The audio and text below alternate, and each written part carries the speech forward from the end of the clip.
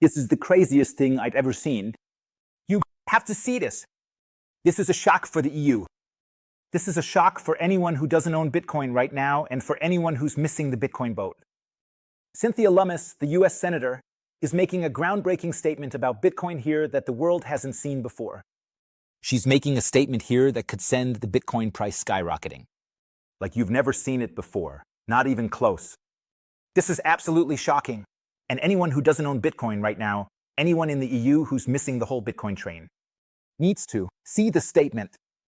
She's talking about a Bitcoin arms race between Russia, China, and the U.S. But who isn't mentioned?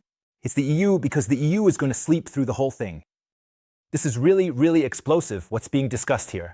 We also have a really hot debate between Pierre Poilievre, the potential new Bitcoin president in Canada, who was just a guest on Jordan Peterson's show. And he clearly points out why inflation is theft, why inflation is a really sneaky thing. And he makes it very clear that only Bitcoin is the solution here. He clearly sees Bitcoin as the solution to inflation.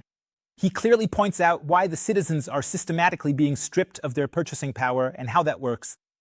A massive statement here to all the socialists that he's putting out there. But first, check out this clip here from Cynthia Lummis. That will really shock you, and especially anyone who doesn't own Bitcoin. They should listen to this clip on repeat and really ask yourself if that's still the status quo today, whether you want to maintain that or if you're actually considering getting into Bitcoin. Because if what's being called out here actually happens, then it's really game over here. Game over. And the hypergalactic Valhalla candle is going to send us into nirvana. Wouldn't it be fun if the next arms race also wasn't about weapons, but was about Bitcoin? So, if it wasn't for weapons, it was for Bitcoin. So, wouldn't that be interesting? If the next arms race isn't about bazookas or cannons or anything like that, or tanks, planes, but here's the next one, an arms race over Bitcoin where the one with the biggest Bitcoin bags wins. So wouldn't it be funny if the US started buying up Bitcoin in a big way? And that could really scare China and Russia. So wouldn't it be funny if the US started buying up Bitcoin in a big way? And that could really scare China and Russia. And they'll start to FOMO in scrambling to catch up and accumulate Bitcoin like there's no tomorrow, to keep this race going.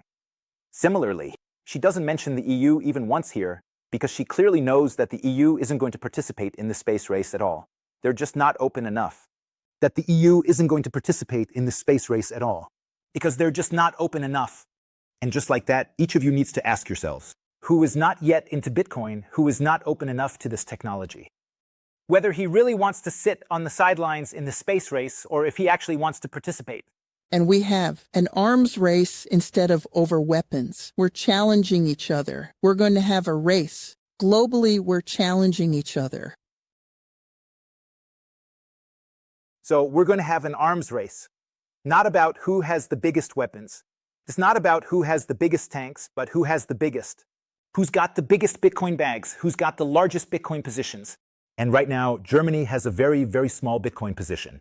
Germany lags. US, China, Russia lead. Bitcoin hash rate race. The US, China, and Russia are clearly in a much better position. And it won't just be a race for Bitcoin positions, but also a race for the highest hash rate. Right now, the US has the highest hash rate. Other countries might also try to catch up here. And she's clearly saying here that would be the biggest fun that there can be. And do you know what that means? When China, Russia, and the US are battling it out against each other. And it's basically an ego game or a power play.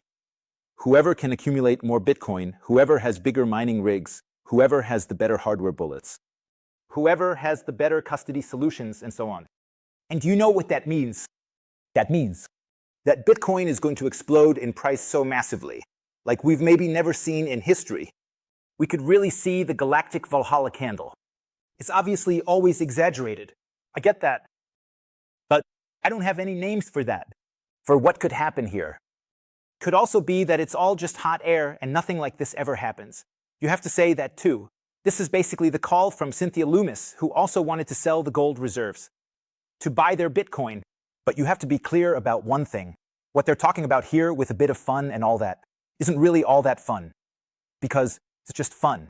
When you own Bitcoin here, if the USA has fat Bitcoin bags, then that's obviously fun. If, for my part, El Salvador is well equipped. Having a lot of Bitcoin is fun. But if Germany doesn't have any Bitcoin, if the EU doesn't have any Bitcoin, if the EU sleeps on Bitcoin, if the EU doesn't open up, for Bitcoin miners or whatever, the electricity costs, the power costs are way too high anyway. Then the EU has a massive problem. And this is an indirect message to the EU and to everyone who doesn't have Bitcoin.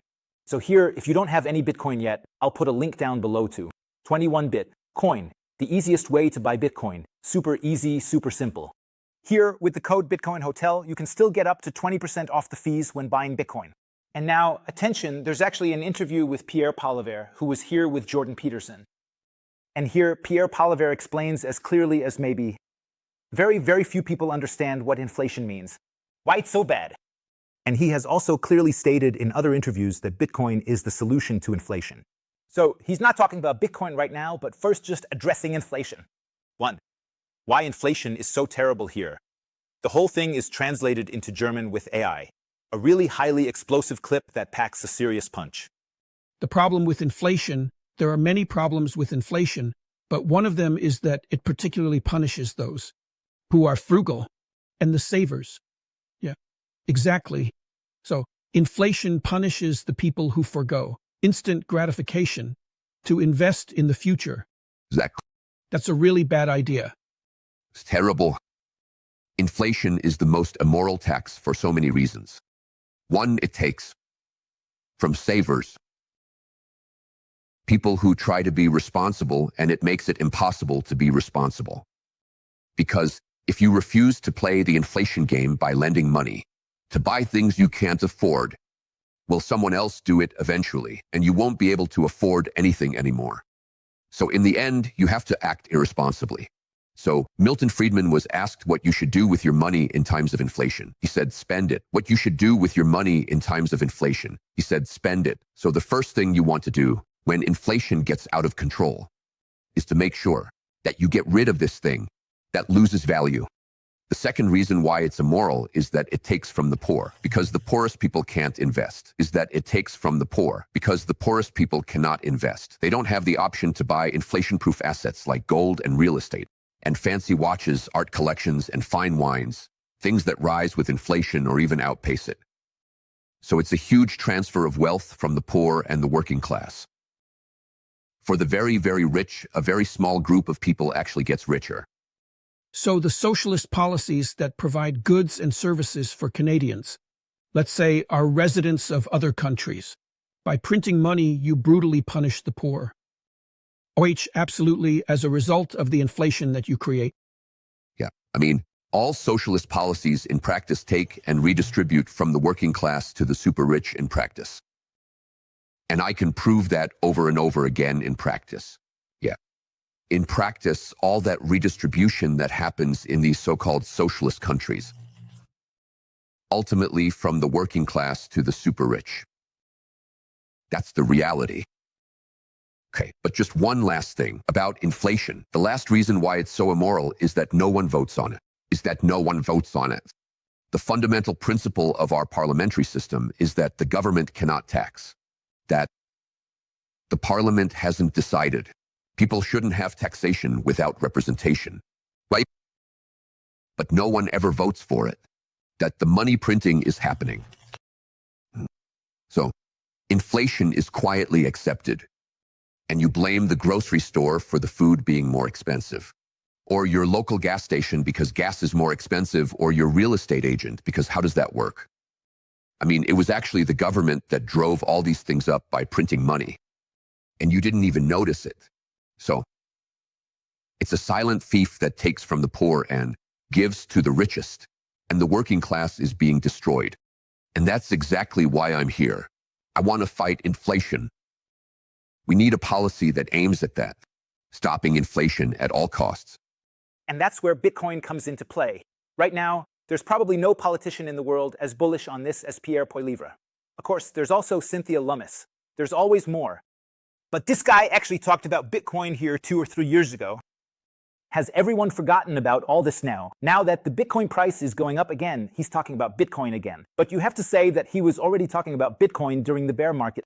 That means there is definitely no one here who simply takes advantage of the price hype here. But he already pointed it out during the bear market. Guys, get yourself some Bitcoin as a hedge against inflation. Inflation is massive. It's something immoral. That's really, really bad for people, leading to a lot of wealth redistribution and stuff like that in the end.